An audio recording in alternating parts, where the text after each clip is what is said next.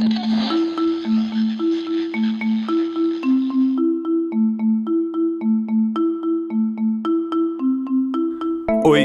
este é o 451 MHz, o podcast para quem lê até com os ouvidos. E eu sou o Paulo Werneck, editor da revista. Bem-vindos ao nosso 8º programa. Você já sabe, 2 vezes por mês a gente conversa aqui com autores, críticos e leitores sobre os livros mais legais que acabaram de ser publicados no Brasil.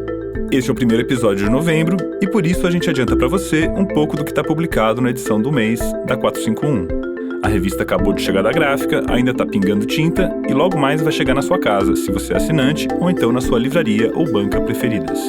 Este episódio tem o apoio do Instituto Vera Cruz, que é um dos principais centros de formação de escritores no Brasil.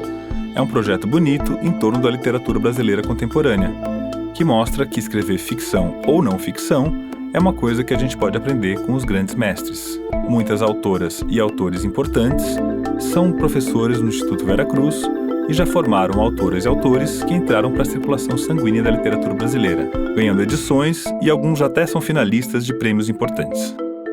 No primeiro bloco do podcast, a gente vai falar dele.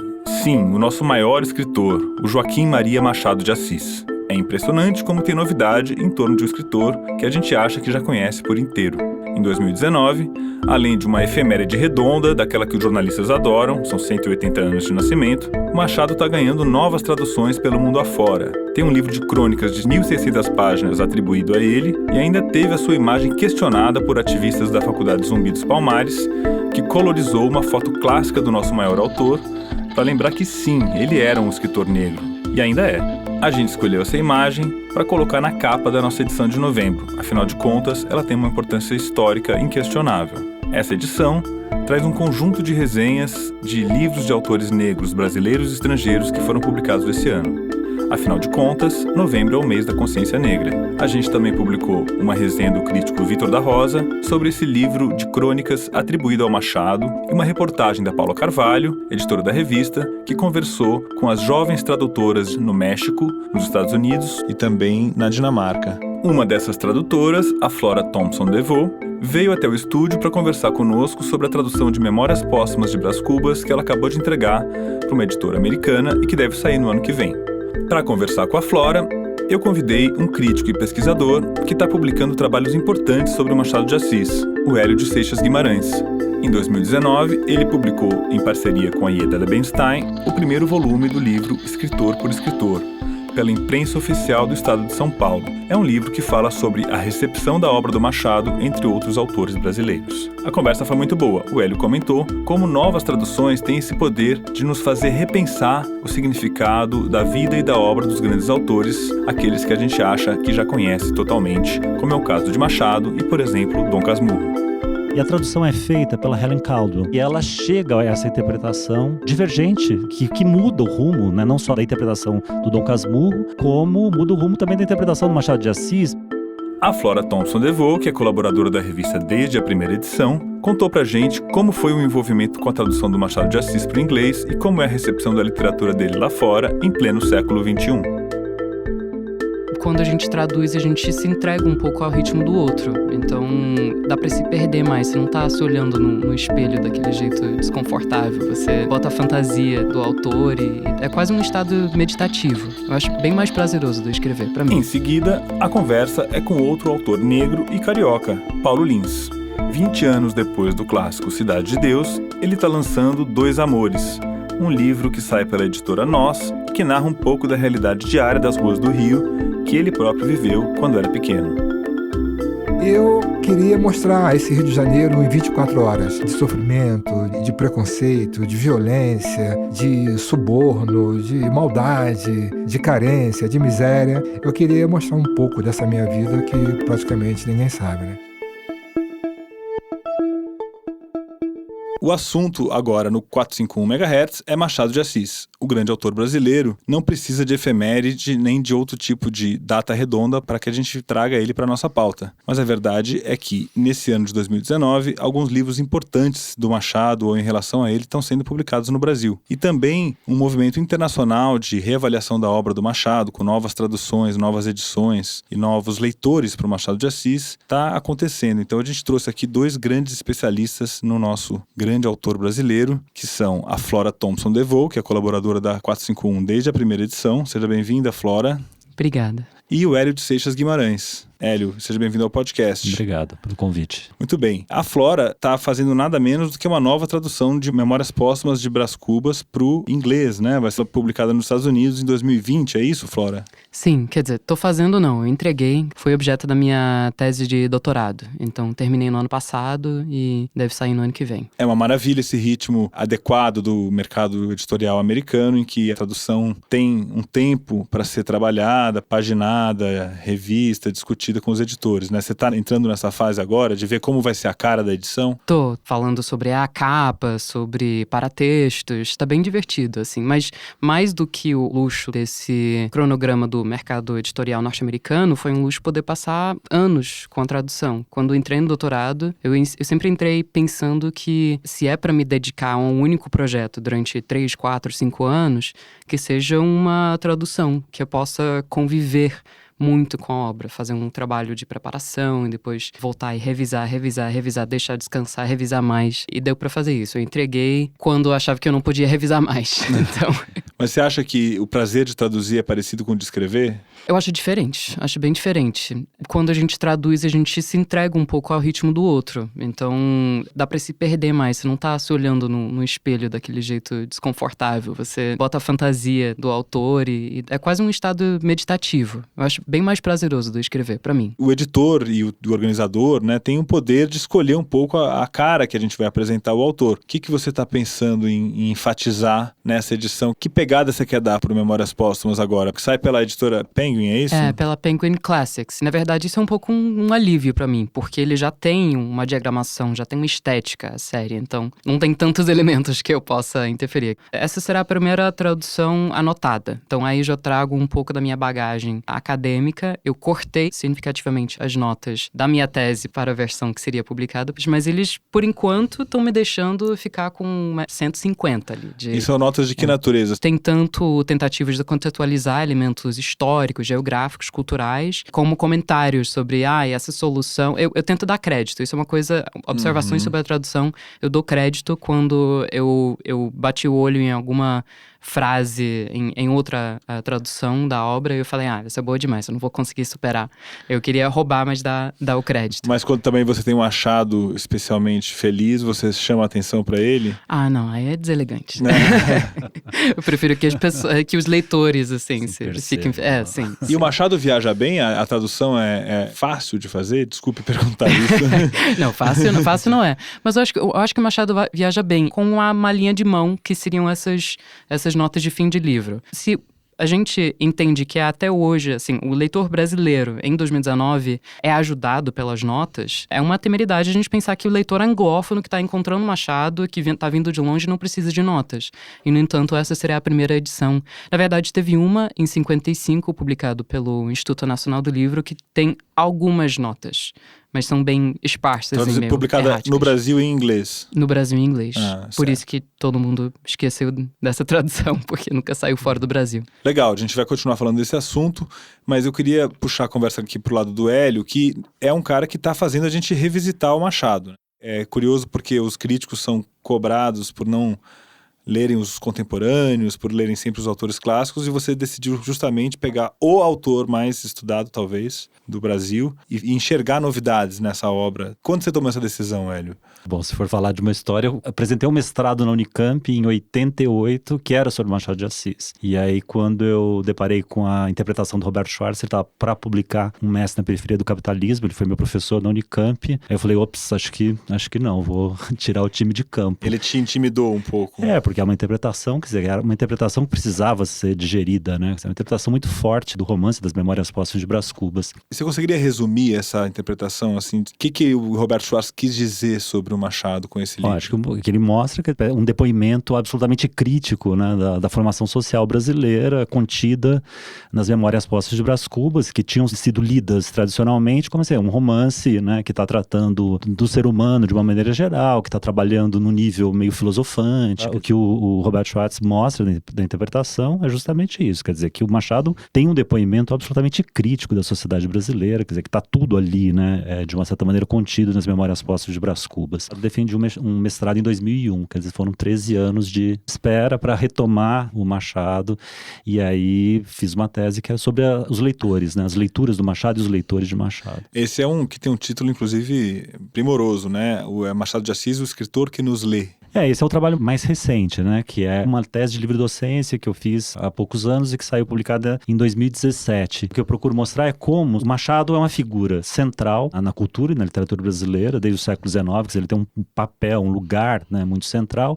e sobre ele se projetaram as questões mais variadas, né? Por isso que o Machado ele vai ser lido, né, pelos seus contemporâneos como escritor que está falando muito pouco sobre a realidade brasileira, sobre as questões brasileiras, e chega no final do século XX e ele se torna o escritor mais crítico, né, da formação social e do processo histórico brasileiro, né? Então, nesse sentido, que é um escritor que nos lê, acho que pelo Machado a gente pode ver, né, as modas críticas, né, tanto em termos de teoria literária e também em questões políticas, né? Então, primeiro veio o livro Os Leitores de Machado de Assis. Os Leitores né? de Machado de Assis. Depois Machado de Assis, o escritor que nos lê. Sim, E aí, em 2019, que é escritor por escritor. Escritor por escritor. E é o Machado de Assis segundo seus pares, quer dizer, como os escritores foram lendo Machado de Assis desde o discurso fúnebre do Rui Barbosa até 2008, é o momento que a gente vai chegar no segundo volume. Eu estou muito interessado nas primeiras traduções para o inglês dos romances, né, no início dos anos 50, uma delas As Memórias Póstumas de Brás Cubas, do William Grossman, Posthumous Memoirs of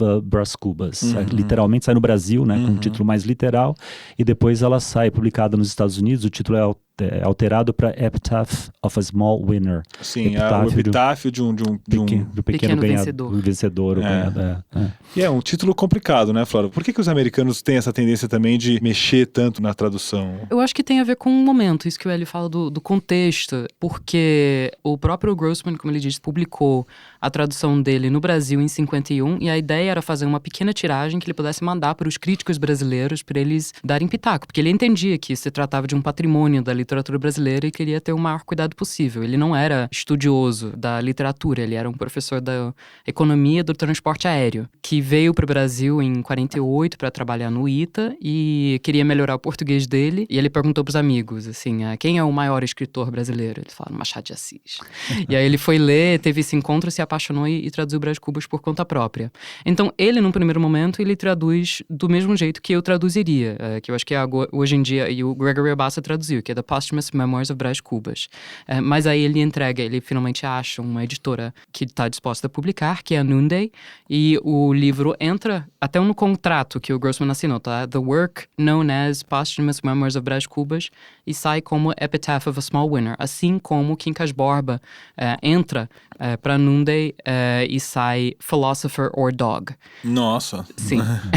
Na Inglaterra sai como The Heritage of Quincas Borba. Eles não conseguem não mexer. Eu acho que tinha uma preocupação pensando como é que a gente vai vender essas obras brasileiras se já tem um nome estranho. Sendo Quincas Borba, a pessoa vai falar, não falo essa língua, eu não vou pegar nesse livro. Então tinha uma preocupação de deixar a obra mais acessível. É um momento do começo do boom latino-americano, é um pouco anterior. As pessoas olham e pensam que deve ser uma tradução inferior porque tem esse título. Então, no final, o tiro sai pela culatra. E por que você quis traduzir, então? Foi um caminho torto.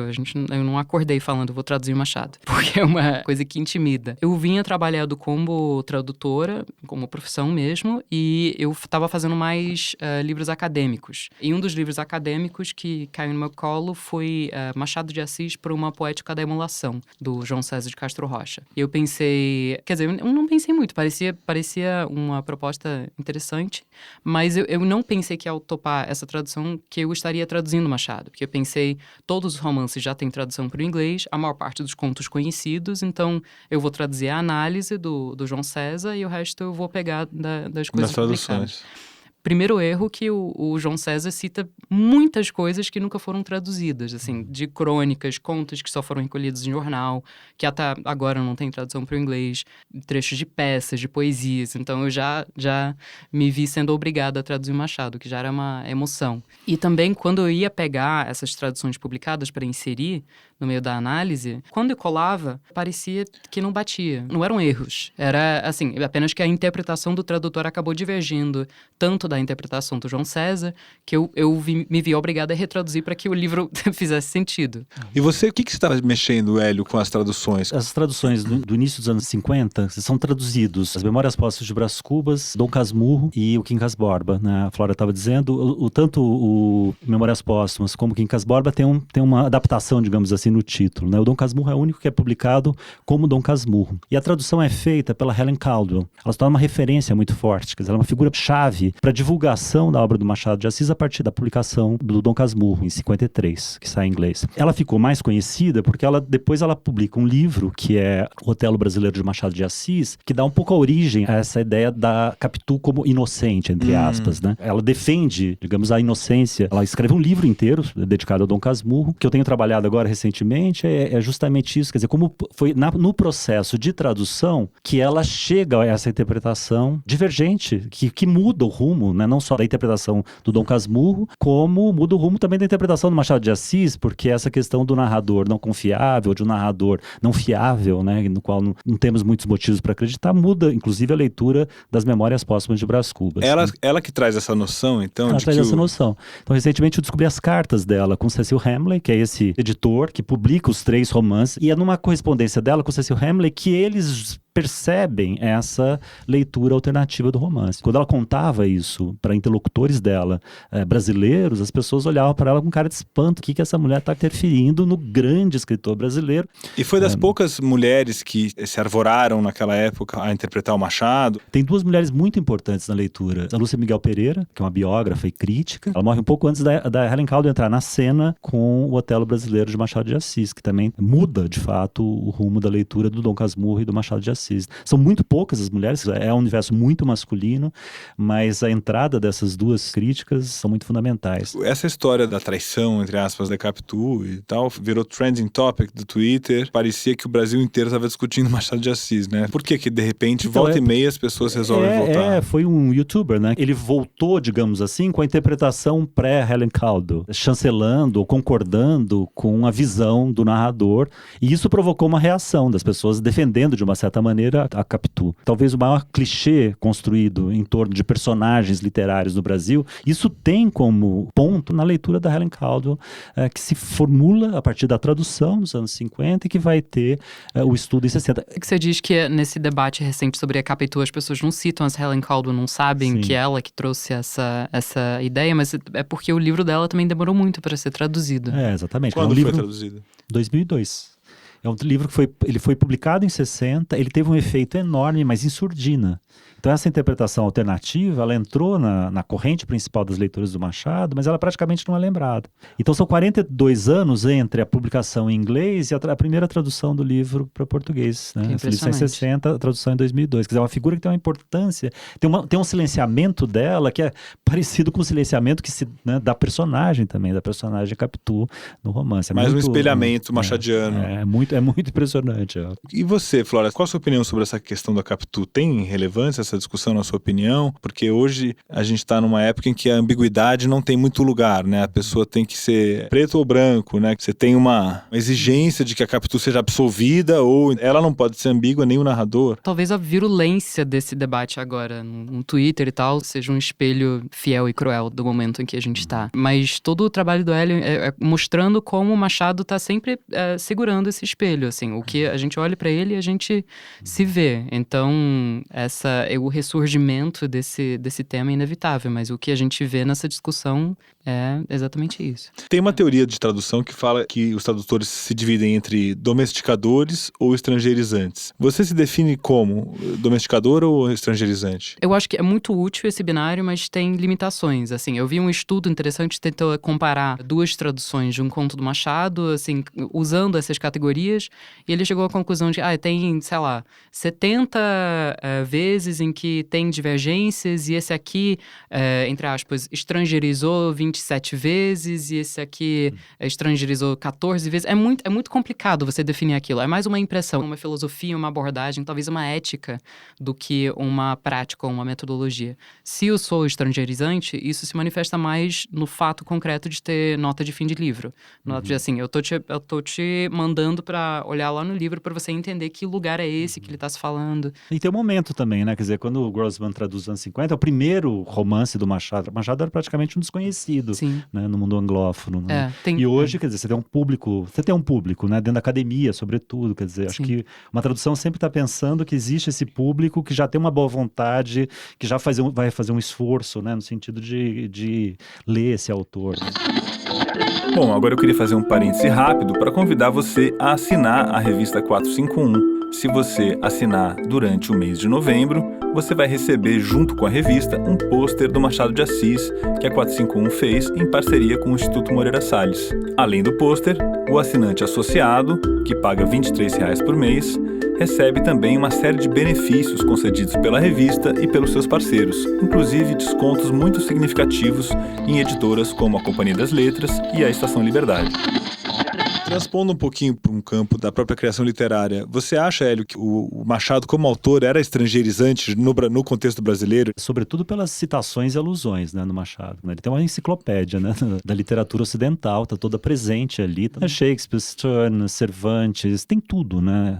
É realmente, quer dizer, é um autor que traz para sua prosa a biblioteca ocidental. O que fez com que ele fosse, até pelos seus contemporâneos, entendido como escritor meio estrangeiro, imediatamente. Né, ali com Brás Cubas, justamente, vai ser chamado de macaqueador do Sterne, né, uma espécie de imitador, talvez por isso também, quer dizer, para um escritor que ele foi lido muito como um escritor que muito pouco local, muito pouco brasileiro, porque não tem uma marca exotizante forte. Quer porque dizer, também era uma época em que existia um culto ao tupi, né, quer dizer, você ser brasileiro, por exemplo, era você... Sim, então uma coisa de uma aproximação maior da fala, né, da língua falada. E o Machado, ele mantinha uma certa distância em relação a isso, que ele usava isso com muita parcimônia. Ele, inclusive em textos críticos, ele fala disso, quer dizer, né, o escritor ele tem que fazer um filtro entre o que é a moda, o modismo e a própria fala popular. No caso do Brás Cubas, tem o fato de a gente ter de fato um personagem, um narrador, que tem toda uma formação portuguesa. Ele vive num Rio português, né, da primeira metade do século XX, nasce ainda no Brasil como colônia, né, e se estuda em Coimbra, quer dizer, ele tem toda uma dicção que, né, sensível, né, até do ponto de vista da verossimilhança de um bacharel formado em Coimbra, né? Bom, Hélio, eu queria falar com você sobre esses projetos que você está desenvolvendo em 2019. Parece que não para de sair livro em torno do Machado de Assis da sua escrivaninha, né? Você publicou no começo do ano esse livro que a Flora Thompson resenhou para 451, que é Escritor por Escritor, o primeiro volume que vai de 1908 até 1940. Você também publicou um livro muito interessante que reúne os escritos do Drummond sobre o Machado de Assis, né? Que história é essa? Então, tudo isso tem a ver com a recepção literária, né? Que é uma pesquisa que eu fiz na Fundação Casa de Rui Barbosa, no Rio de Janeiro, em 2015 e 2016, e que ali tem um tesouro, que são os cadernos de recortes do Plínio Doyle. E ele junta, né, esses cadernos de recortes que contêm a recepção do Machado desde o século XIX até 2000, praticamente. O próprio Drummond tem cadernos de recortes que estão na casa de Rui Barbosa. É a construção mesmo de repertórios e, no caso do Machado, é a construção do monumento machadiano que se dá também por essa coleção de cadernos. Porque você olha, é uma prateleira, né, de recortes de tudo que se escreveu nos jornais do Brasil inteiro, falando do Machado de Assis, e alguém lá recolhendo isso, colocando isso, dispondo isso na forma de cadernos. Tem um certo lugar comum, que eu não sei se corresponde à realidade, de que o primeiro modernismo brasileiro, ali do Mário e o Oswald, não sei se negaram o Machado ou viraram as costas. E aí o Drummond é o cara que também começa torcendo o nariz, né? E depois ele se mostra um grande cultor. O Drummond, de fato, né, rendeu um livrinho que mostra um percurso individual do Drummond, né, rechaçando o Machado em 25, quando ele escreve um texto, né, que ele diz que Machado deve ser repudiado, que é um mestre de falsas lições, e ele muda completamente a posição em relação ao Machado. Isso tem a ver, né, enfim, acho que com o processo do próprio Drummond, né, o envelhecimento, que se compenetrar do que tinha o Machado, que o Machado poderia oferecer, as afinidades que ele tinha com o próprio Machado, a questão da ironia, né, que é uma questão de desassombro em relação a tudo, né, dos anos 20 e 30, o Machado é o passado. O Machado é o presidente da Academia Brasileira de Letras. O Machado é esse escritor um pouco lusitano, quer dizer, que tem uma dicção né? Muito pouca permeabilidade, digamos assim, o que seria a vida brasileira, a experiência brasileira. Essa é a leitura dos primeiros modernistas. Era um pai que ele precisava matar, você acha? Não? Eu acho que tem uma figura paterna, eu acho que sim. Acho que tem uma relação meio paternal. E no caso do Drummond também, quer dizer, a coisa passa um pouco. É uma espécie de paternidade literária, uma figura, né, que está ali, que vem antes, que é imensa, né, mas que é difícil de assimilar dentro para a lição modernista. Então, o livro do Drummond é uma graça, porque mostra justamente, né, esse processo que eu acho que ele fez todo o processo, né, e das gerações modernistas, em alguns casos, vão até um certo ponto em relação ao Machado. E o Drummond moderniza muito o Machado. Ele ajuda o Machado a se tornar um escritor moderno que ele não era. E outro clichê também que aderiu muito à obra do Machado é de que haveria duas fases. Uhum. Uma fase menor, mais convencional, e outra que é a grande fase dos grandes romances. Isso aí se verifica? A construção do monumento nacional, ela muitas vezes implica isso. Quer dizer, você valorizar, né, alguns elementos, alguns gêneros, no sentido de edificar uma figura também assim mais homogênea, né? Isso acontece no sentido, bom, né, é o romance, alguns romances, é isso que importa, né, no caso do Machado. E todo o restante, a primeira fase, por exemplo, seria uma coisa secundária. Ou a poesia também. A poesia que saiu de cena, o próprio teatro. Mas a poesia dele é menor, na sua opinião, ou não? Eu acho que a poesia, ela tem questões muitíssimo interessantes e tem muita questão que está na poesia que está na prosa também. Claro, ele está cheio de contradições, mas ele tem muitas convergências entre os vários gêneros. Assim como existem convergências entre, né, o que ele faz na chamada primeira fase, antes do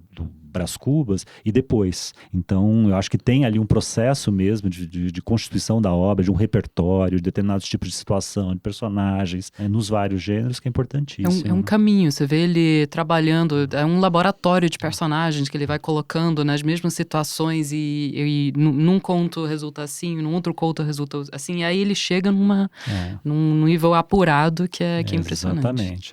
Todos são exercícios literários, e aí você vê, ele tem a curiosidade, ele é intrigado pelas mesmas questões que vão sempre surgindo, e você vê trabalhado na poesia, nas crônicas, nos contos, nos romances. Maravilha, muito obrigado, Hélio de Seixas Guimarães e Flora Thompson Devoe, dois machadianos que estão renovando as leituras em torno de Machado de Assis aqui no Brasil e também no mundo. A gente está fazendo uma matéria, agora publicou na última edição da 451, sobre as traduções de Machado que estão pipocando por diversos países. A da Flora é uma delas, a gente também está falando de uma tradução que está saindo no México, são traduções de contos, e também na Dinamarca. É um momento de renovação, tanto dentro do Brasil como no exterior, que a gente está acompanhando. Obrigado pela presença de vocês. Obrigado a você. Bom, e como eu já falei, o Instituto Vera Cruz tem um curso de pós-graduação de formação de escritores. O Instituto também publica uma revista, a Revera. E o 4º número da Revera traz textos de Ana Maria Gonçalves, Antônio Cherchenesky, Bruno Zeni, Carol Ben-Simon, George Saunders, João Luiz Guimarães e Wallace Steiner, entre muitos outros. São ensaios pessoais, artigos e textos ficcionais de escritores consagrados e de alunos do curso do Instituto Vera Cruz. A revista impressa está à venda no site do Instituto, que é site.veracruz.edu.br/instituto, mas o acesso online é gratuito. Além disso, o Instituto Vera Cruz está com o processo seletivo aberto para as turmas de 2020, para quem quiser escrever ficção adulta, não ficção literária ou literatura infanto-juvenil. Então corre lá no site para conhecer o programa, os professores e para aprender com os melhores escritores brasileiros, além de professores formados em cursos de escrita nos Estados Unidos e na Inglaterra. E falando nisso, nesse ano, algumas das ex-alunas do Instituto Vera Cruz são finalistas dos principais prêmios literários do país: o Prêmio Oceanos, o Prêmio São Paulo e o Prêmio Jabuti. Aí vai de novo o endereço do site, site.veracruz.edu.br/instituto, para quem quiser conhecer a revista Revera e o curso de pós-graduação em literatura. Agora eu queria abrir mais um parêntese para perguntar se você sabe qual é um dos autores mais vendidos no KDP, a ferramenta de autopublicação da Amazon. Pois é ele mesmo, o Machado de Assis. Como todo mundo sabe, o Machado foi tipógrafo, trabalhou na indústria editorial do tempo dele e talvez, quem sabe, no século XXI, ele não estivesse publicando por conta própria na internet os seus próprios livros.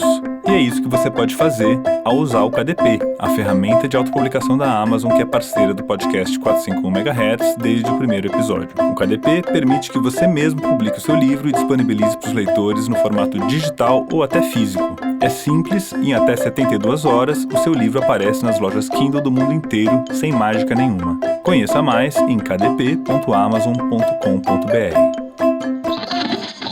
Bom, e se você quiser apoiar o podcast 451 MHz, além de fazer uma assinatura da revista 451, você pode entrar no site maxmilhas.com.br. Lá você encontra passagens aéreas bem mais baratas do que nos sites das companhias. E os ouvintes do 451 MHz ainda têm um desconto extra. Na hora de fechar a compra, no site ou no aplicativo, é só usar o cupom com os números 451 para ganhar R$ 25 de desconto na sua passagem. E uma parte desse valor é revertida para a realização do nosso podcast. Max Milhas, o jeito inteligente de comprar passagens aéreas. Muito bem, e hoje nós estamos aqui no podcast 451 MHz com um grande autor da literatura brasileira contemporânea. Não é todo dia que a gente tem a honra de receber o grande Paulo Lins aqui no nosso programa. Seja muito bem-vindo, Paulo. É a primeira vez que você faz um podcast, é isso? Eu agradeço o convite. É a primeira vez que eu faço e estou assim curioso e feliz de estar aqui contigo. Que bom, para quem não sabe, eu era um jovem editor na editora onde o Paulo publicava, naquela ocasião, a Companhia das Letras. O Cidade de Deus já era um livro enorme, importantíssimo na literatura brasileira, tinha acabado de sair. E eu tive um convívio ali com você, né? O livro saiu em 1998. Pô, então já são aí o quê? 21 anos de lançamento e 15 do filme, né? Filme. São dois fatos que mudaram a sua vida, indiscutivelmente, né? Eu posso imaginar. Eu dava aula, né? Era professor. E daí pra cá eu passei a fazer roteiro de cinema e passei a escrever, só viver de escrita. Eu vivo de escrita. Essa mudança é fundamental, né? Que beleza. E a literatura brasileira ganhou esse grande livro, um livro que marcou ali a nossa história recente da literatura brasileira, né? Naquela época você acha que era mais difícil do fato de você estar falando de um tema da vida na favela e tudo isso? Hoje a favela tem voz, né? Tem muita gente que escreve na favela, né? E isso não foi de uma hora para outra. Teve muita gente trabalhando com isso, com teatro na favela, fazendo trabalho de biblioteca. E eu sou um filhote disso, né? Então, onde tem livro, vai ter escritor, vai ter gente escrevendo, vai ter gente lendo, né? Não há escritor sem leitura, né? Isso é impossível, né? Então, surge a literatura feita na favela, né? na periferia. E, sobretudo, aqui em São Paulo, né? Em São Paulo foi um avanço muito grande, junto com o hip hop, junto com essa música totalmente politizada. O Cidade de Deus surgiu de uma pesquisa dentro da universidade, na pesquisa Crime e Criminalidade nas Classes Populares, né? Eu não estava ainda com essa questão política de colocar a literatura da favela, com a voz da favela, né, lá dentro. Eu estava na universidade, eu ia fazer mestrado na época, já era professor, já dava aula. Então, o livro foi um acaso, na verdade, né? Agora, esse acaso foi um momento que tinha acabado a ditadura, que as pessoas podiam fazer trabalho social nas favelas, as pessoas podiam entrar, o teatro voltou, a música popular brasileira, os artistas. Então, a favela tomou uma consciência política e cultural muito grande, né? Hoje está mais difícil fazer um trabalho social e cultural nesse ambiente em que as favelas são metralhadas por helicópteros, né? Essa situação se degradou muito para quem vive lá, né? Hoje veio uma política fascista, terrorista, então é um momento que está difícil você transitar no Rio de Janeiro, né? Porque não são mais os bandidos só que matam, a polícia está matando muito mais agora, né? Tem uma coisa que o Brasil agora virou uma praça de guerra, né? E os nossos governantes são nossos inimigos, né? O inimigo do povo brasileiro, do pobre, do negro, são os nossos governantes. Esse Rio de Janeiro aparece muito nesse seu livro novo agora, Dois Amores, que você está lançando pela editora Nós. É a primeira ficção que você lança aí desde 2013, né? Não, ou antes? Desde 2013, a primeira ficção.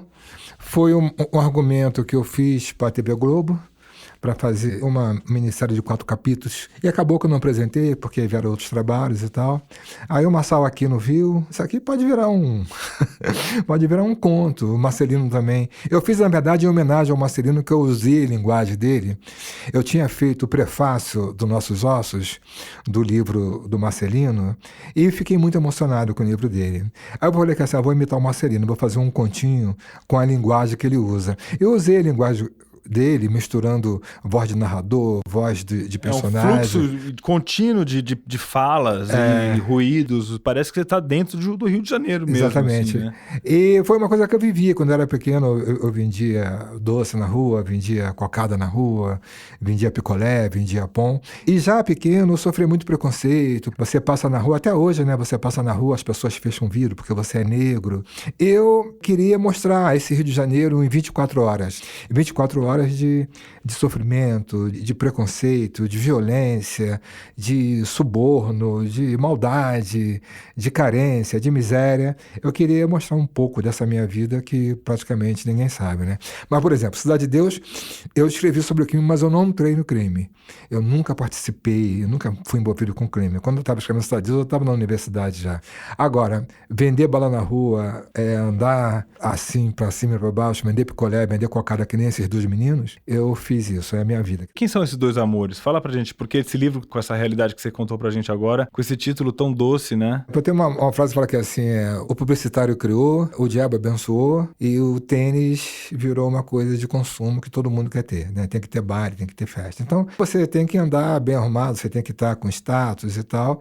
E com o feminismo, né, com a consciência crítica das mulheres, que foi uma coisa também que vem aí dos anos 60 para cá, né? As meninas não estão mais aquelas meninas que acreditam em roupa, em beleza e tal. E elas mesmo falam, olha, você se arriscou a sua vida à toa, porque esse tênis aí só quem usa é playboy, bandido e polícia.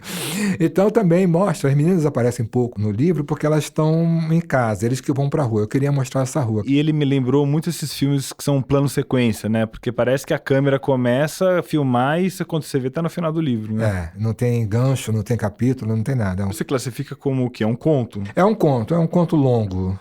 É um conto longo, peronomútil, né? Assim, eu até aconselho aqui quem estiver ouvindo o podcast hoje, se for sexta-feira, o dia da publicação, vá comprar o livro e ler no fim de semana, porque ele é um livro curto, muito denso, mas ele tem uns 50 páginas, né? Mais ou menos isso. A gente diz aqui que o podcast 451 MHz é o podcast para quem lê até com os ouvidos. Você escreve com o ouvido, né? Porque o que a gente vê de português falado no seu livro, essa coisa é muito impressionante. Eu gosto de todos os escritores, assim, eu gosto de todos, né? O pessoal fala que isso não se deve falar que gosta de todos. Qual escritor você gosta mais? Eu gosto de todos. Mas, assim, o modernismo, por exemplo, essa coisa do Guimarães Rosa, do Zé Lins do Rego, você vai, eu falo muito sobre Fogo Morto, até hoje eu falo sobre Fogo Morto, você vai ver o mestre Zé Amaro falar, você está no Nordeste, você está naquele Brasil de 1940, 30, você está naquele Brasil do final do ciclo da cana-de-açúcar, por exemplo, né? Você está vindo para São Paulo, entrando no ciclo da cana, do café com leite, então você está saindo, você entra, você consegue sentir o personagem falando, e isso eu gosto de fazer.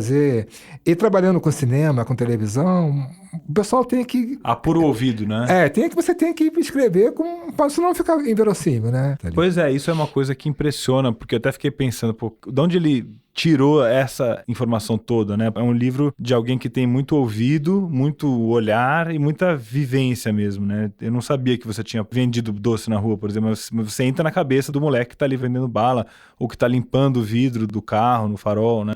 Sou eu e a Luiz, um amigo meu, que é meu amigo até hoje, nós dois andando na rua, vamos vender picolé, vamos vender doce, vamos vender bala, e é para ganhar um dinheirinho, para comprar uma roupinha pro Natal, comprar uma coisinha assim. A gente sempre ouve que são crianças exploradas pelos pais. As pessoas exploradas são pessoas que são exploradas, geralmente, que não têm trabalho e tal, e as crianças vão ali com as crianças, vão pedir esmola, não tem onde morar, são pessoas de rua. É a miséria em cima de miséria. Não é a questão do explorador, o cara que pega as crianças e vai lá. Isso não existe, isso é loucura. Que o cara pega as crianças e vai pro sinal para pedir esmola e dá um dinheirinho. Não existe isso. São pessoas que da mesma família. Então, tá todo mundo junto ali. tem uma mulher lá sentada e tal. Aquela mulher, às vezes, está doente, o garoto já está andando. Eu, por exemplo, a minha mãe sempre foi uma ótima mãe. Eu não tenho nada. Minha mãe, eu cheguei na universidade porque ela me ajudou. Mas minha mãe trabalhava na feira, era empregada doméstica, sem ter salário, sem ter carteira assinada. E eu tinha que ajudar. Minha mãe começou a trabalhar da minha idade. A avó dela começou a trabalhar da minha idade, o meu bisavô era escravo. Então, é toda uma consequência de vida que você não tem como escapar. Então, aqui assim, a mãe está explorando as crianças. A mãe também foi explorada, porque ela é empregada doméstica, ela trabalhou a vida toda e não teve carteira assinada. E tinha que fazer, e nós estamos aqui, eu estou vivo, meus irmãos estão vivos, a gente trabalhou desde criança. Né? Não deveria.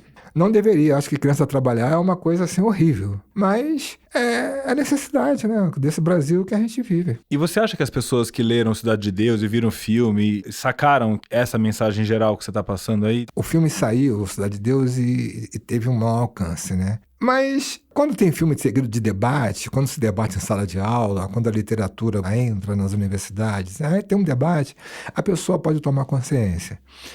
As pessoas leitoras, né, têm uma consciência política.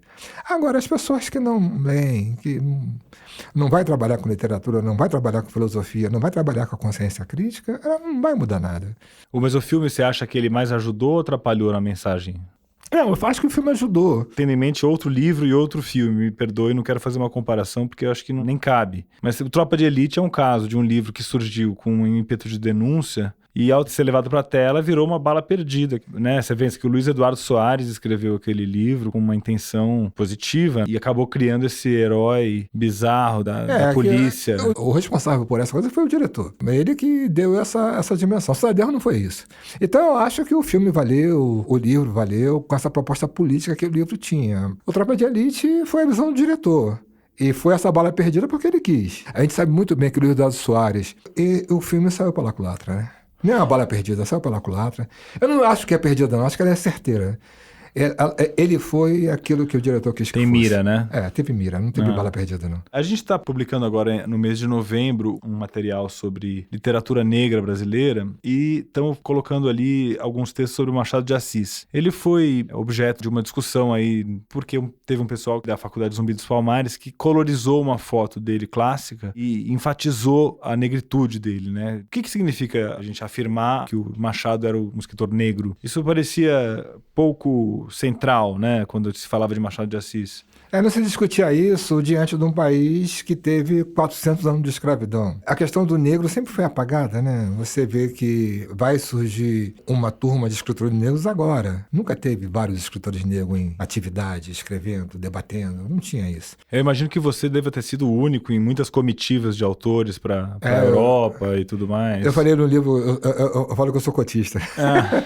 Até escrevi um livro do Paulo Scott, agora que eu fiz o prefácio, pessoal, cotista em festival de literatura. Livro Marrom e Amarelo, de Paulo Scott. Fala pra gente desse livro, por favor. É um livro que ele fala sobre uma família mestiça, que um irmão é mais branquinho e o outro é mais pretinho.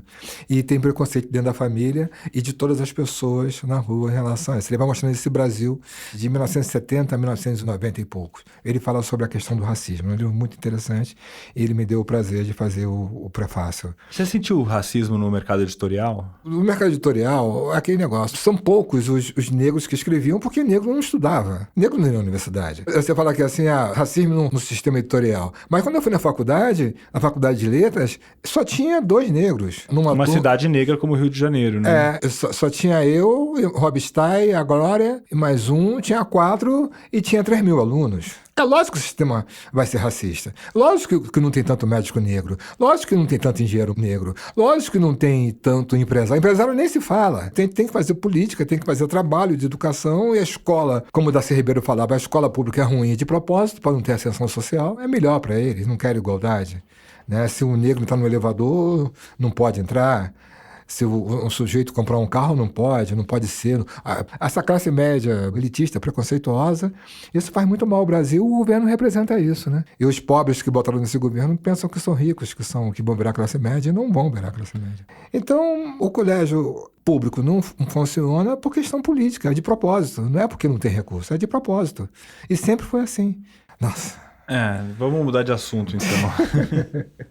E o que você está escrevendo para a TV? Você está trabalhando na equipe da Maria Camargo, que é essa roteirista que fez o Dois Irmãos, uma adaptação do romance do Milton Atum, que foi muito bem sucedida, muito bonita, né? Nós estamos adaptando o livro Um Defeito de Cor. Da Ana Maria Gonçalves. Ana Maria Gonçalves. Que é um livro central também na literatura negra brasileira. É um livro que realmente fala da revolta dos malês, né? Então, chama de macrossérie. Para passar 52 capítulos. Passar às 11 da noite. Às 11 da noite. Ah, certo. Eu estou nessa equipe, graças a Deus. Ah, que bacana. Muito legal. Isso é uma coisa legal da ficção poder atingir um público muito maior no Brasil, né? Acho que esse prazer que o escritor nem sempre pode experimentar, né? Exatamente. Tem um outro projeto literário que você está trabalhando também, né? Eu estou escrevendo sobre uma favela chamada Mãe Luísa, em Natal, e veio uma ONG também chamada Mãe Luísa, em Natal, que entrou na favela e modificou a realidade da favela.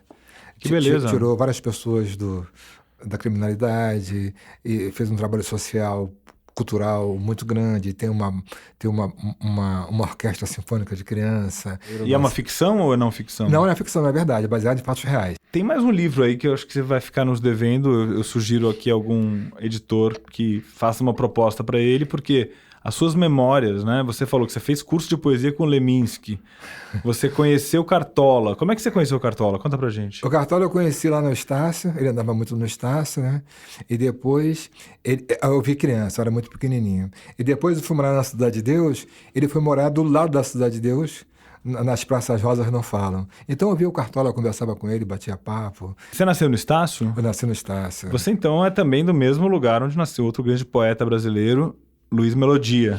O Melodia foi meu amigo de infância, a gente criou junto, a gente nunca se separou, é um grande amigo. E você lembra quando ele fez o Pérola Negra, que é o grande disco dele, em 74, Quando ele fez o Pérola Negra, ele estava um pouco afastado quando ele para a Cidade de Deus, ele fez o Pérola Negra, a gente pegou e viu ele no chacrinha, a mãe, alá, Luizinho, alá. Ele no chacrinha, todo enfeitado, dançando, assim, nossa, foi uma alegria, né? Aí a gente voltou pro Estácio e o chacrinha deu um monte de bacalhau para a mãe dele. Ah, que maravilha. Bacalhau. Aí teve bacalhau na favela, todo mundo comeu bacalhau uma semana. Maravilha, então vamos ler o Paulo Lins e ouvir o Luiz Melodia. Beleza, Paulo Lins, muito obrigado pela sua entrevista. Eu queria convidar vocês a comprar o livro do Paulo Lins, Dois Amores, está chegando nas livrarias pela editora Nós. É um livrinho curto, mas é uma pancada. Para ler no fim de semana agora, no sábado ou no domingo. É uma excelente pedida. Um abração, obrigado. Eu que agradeço. E assim chegamos ao final do 8º episódio do 451 MHz, o podcast para quem lê até com os ouvidos. Esse episódio teve o apoio do Instituto Vera Cruz. O nosso próximo programa vai ao ar daqui 2 semanas, no dia 15 de novembro. O 451 MHz é uma produção da Rádio Novelo para a Associação 451. E eu sou o Paulo Werneck.